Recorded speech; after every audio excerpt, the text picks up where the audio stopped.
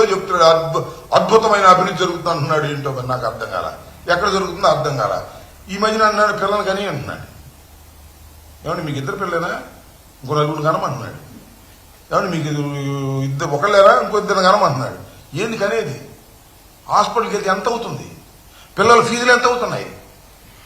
అదే నువ్వు ఇస్తానన్నేమో 15,000 ఎగ్గొట్టేశావు. ఇప్పుడేం పిల్లల్ని ధారాళంగా కనాలంట.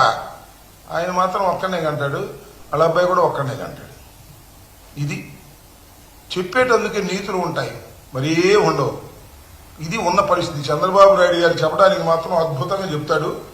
అరే అప్పుడు మా రోజుల్లో ఇద్దరు లేక ముగ్గురు అనేవాళ్ళండి, ఈయన ఒకడంగా అన్నాడు. ఏంటో మరి నాకు అర్థం కాల. పోనీ మొన్న వాళ్ళ అబ్బాయి ఆయన లింగులిట్టుకు. దేశంలో మాత్రం అందరు కనాలి.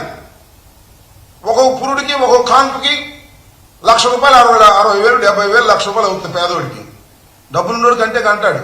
పేదోడిని కానంటే ఏం చేయాలి నాకు అర్థం కాల. చంద్రబాబు బుర్రపోయిందో ఉందో నాకు అర్థం కాల. ఎస్ నిజమే, మరణాల రేటు ఎక్కువ, జననాల రేటు తక్కువ ఉన్నప్పుడు జననాలు పెంచమనండి, తప్పులేదు. జననాలు పెంచాలంటే ఏం చేయాలి చెప్పండి. అయ్యా మీరు ఇద్దరు తప్ప మూడో వాడిని కంటే ఆ ఖర్చు మేము పెట్టుకుంటామని చెప్పండి.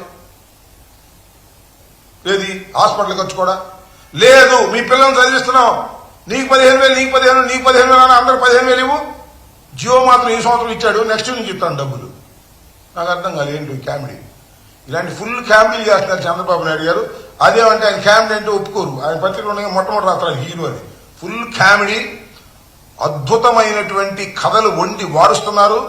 చంద్రబాబు నాయుడు గారు అనుభవజ్ఞుడు అంటమే తప్ప సమర్థవంతమైన నాయకుడు కాదు, ఆలోచనాపడు అంతకంటే కాదు. ఇది వాస్తవం. ఈ వాస్తవాన్ని చెప్తేనేమో ఆ పత్రికలు కోపం వస్తే వాళ్ళు మా మీద తీసుకుపడతారు అంతే.